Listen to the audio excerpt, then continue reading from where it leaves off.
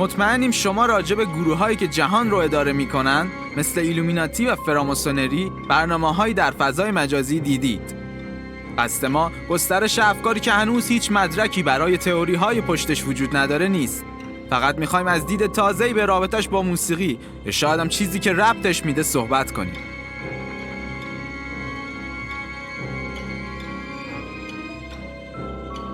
مطمئن باشید در دنیایی که زندگی می‌کنیم گروه‌های بیشتری برای کنترل و گسترش افکار خودشون فعالیت می‌کنن. اما از نظر شما چرا باید بین این همه گروه‌ها، ایلومیناتا و فراماسون‌ها فعالیتشون در بین عموم فاش بشه؟ آیا گروهی با همچین قابلیتی که به فکر آینده ساختگی است برای پنهان کردن رازهای خودش برنامه‌ای نداره؟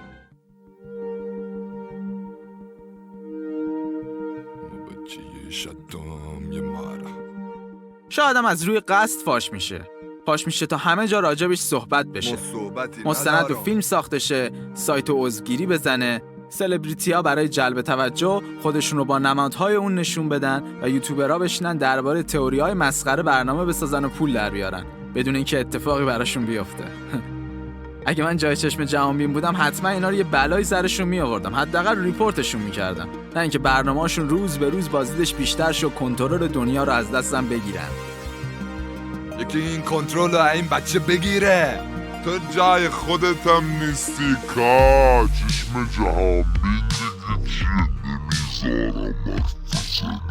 یه احتمال دیگه ای هم هست، اینی که این گروه مرده فدای گروه جدیدی بشه تا جهان راحت‌تر کنترل بشه.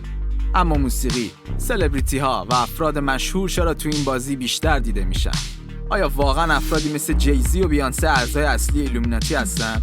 آیا واقعا شرایط امروز بریتنی اسپیرز و مشکلات روانی که باهاش دست و پنجه نرم کرده یا مرگ مایکل جکسون به خاطر سرپیچی از این گروه بوده؟ بیاید قبلش یه مرور سریع به شکل‌گیری این گروه ها داشته باشیم.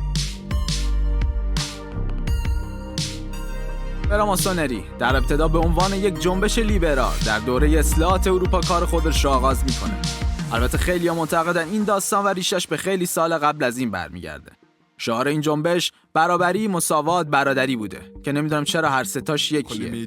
برابری مگه همون مساوات نیست؟ برادر با برادر مگه برابر نیست؟ یعنی چی؟ نمیدونم، شاید اینم یه راز. نمیدونی نگو.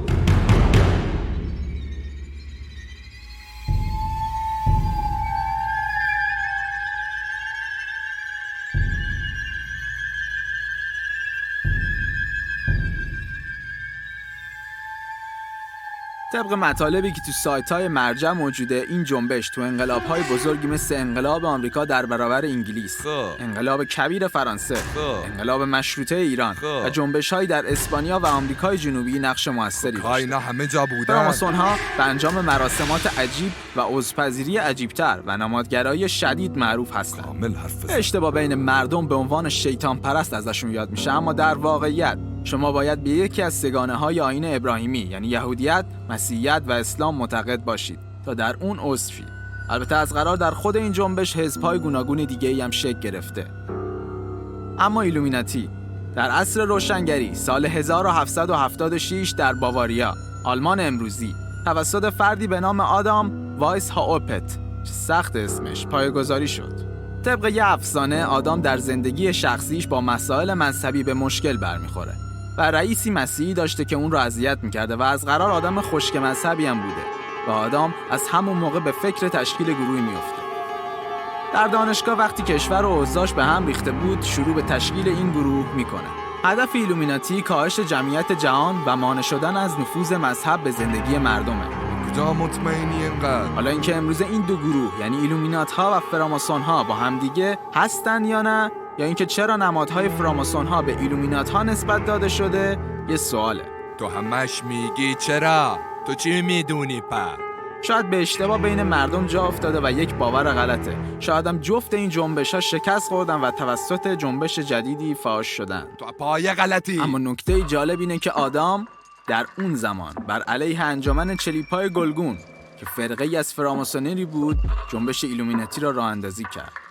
حالا واقعا چرا امروز اسم این دو در کنار همه تعجبه؟ این تیکه‌هایی از شکل‌گیری این دو گروه بود و هیچ از ادامه مسیر یا پایانشون معلوم نیست. اما آیا واقعا در موسیقی نفوذ داشتن؟ مردم بر این باورن که این فرقه ها به موسیقی، سینما، انیمیشن ها و هر چیزی که با اونها سر کار دارن نفوذ کرده و میشه نمادهاشون رو دید. همه جا مثال هایی که زده شده واقعا حیرت آوره، از مشکلات اشخاصی مثل مایکل جکسون، توپاک، تنداسیون تا رفتارهای عجیب برخی از سلبریتی ها و صحبت های اشخاصی مثل جیزی، کانیه و مدونا، یا حتی شایعه مرگ امینم و درست کردن بدل براش. اینجا هم زیاده تو شهر ما. در آوردن نماد از انیمیشن هایی مثل باب اسفنجی و سیمپسون ها.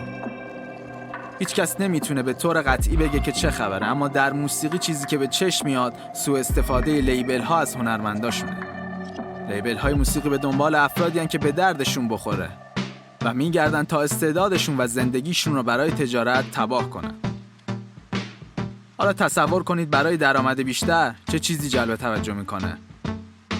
شاید نشون دادن علامت مثلث، چشم جهانبین، بازی با اعداد و اشعاری که به شیطان اشاره داره و ریورس هایی که برنامه ریزی شده است، یا هر رفتاری که شما رو متوجه خودش کنه. همونطور که گفتیم و اگر خودتون درست تحقیق کنید و پای برنامه ها و شایعات نشینید، متوجه میشید این گروه ها هیچ ربطی به شیطان پرستی ندارن. جاسم شیطان هم داریم آخه تو شهرمون. در کل یا پرستش چیزی رو قبول ندارن یا با هدف کنترل افکار شکل گرفتن. پس چطور برای تبلیغ خودشون از اسم شیطان استفاده میکنن که آی تو منو تسخیر کردی و فلان و به همان. مسخره از خدای دیگه. ببین تو خبر قطعی نداری، بعد از شاید میگی. برای سود بیشتر قراردادهای طولانی با هنرمندان میبندن، اشعار و ویدیوهای بی محتوا تولید میکنن. آره. حتی برای آرتیست تصمیم میگیرن با کی باشه یا نباشه. خیلی از این آرتیست‌ها بر روی صحنه از هوش میرن، فقط به دلیل کار زیاد، اجراهای پشت سر هم و طمع سرمایه‌گذاران. وقتی امینم آلبوم ریکاوری رو منتشر کرد، پر از نماد بود. از کاور آلبوم تا موزیک ویدیوهاش و شعراش. شایع شد که امینم مرده و یه شخصیت جایگزینش شد. اطلاعات جدیدت خفم کرد. اون از ایلومیناتی جدا شده و از این به بعد دیگه با اونا کار نمیکنه. این حرفا برای امینمی که 4-5 سال بعد رو در رپ گذرونده بود و آلبوم قبلش شکست خورده بود کافی بود تا آلبوم جدیدش حسابی سر صدا کنه. یا نظریه زنده بودن توپاک و فرارش از دست ایلومیناتی. بعد از هر مصاحبه و داغ شدن این خبر، آلبومی از توپاک منتشر شد. سود این آلبوم و شایعات برای کیه؟ مطمئناً اون لیبلی که کلی آهنگ منتشر نشده از پاک داره. تا حالا فکر کردید چرا آرتیستا پس از دوران اوجشون یا کناره‌گیری میکنن یا خودکشی؟ اونا رفتارهای نابهنجاری اغلب از خودشون نشون میدن و دعوا و دردسر درست میکنن و سرتیتر مجله ها میشن. واقعا چرا لیبل ها مثل یک برده با اونها رفتار میکنن؟ چون تا قبل از انقضای این افراد باید سود کنن. رفتار ناهنجار یعنی این. حالا شما وقتی بر روی صحنه کنسرت اعضای BTS به زمین میخورن یا سلبریتی ها رفتار عجیبی نشون میدن، میگید تسخیر شدن توسط ایلومیناتی، در حالی که به بردگی گرفته شدن توسط لیبل ها. فرقه های مثل ایلومیناتی یا فراماسونری وجود دارن و معلوم نیست در حال چه کاری هن. ولی چیزی که معلومه ما حتی از نابودی خودمون هم میخوایم پول در بیاریم و زندگی یه آرتیست و یه انسان رو به خطر بندازیم.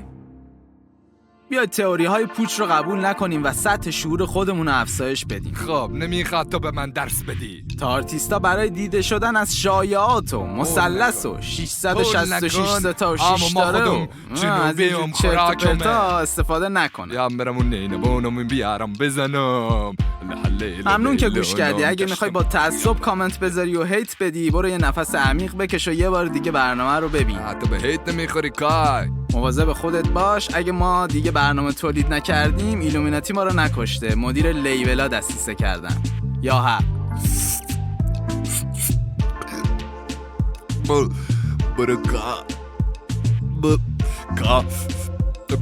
برو یه سیگارم بکش بعدش میچسبه.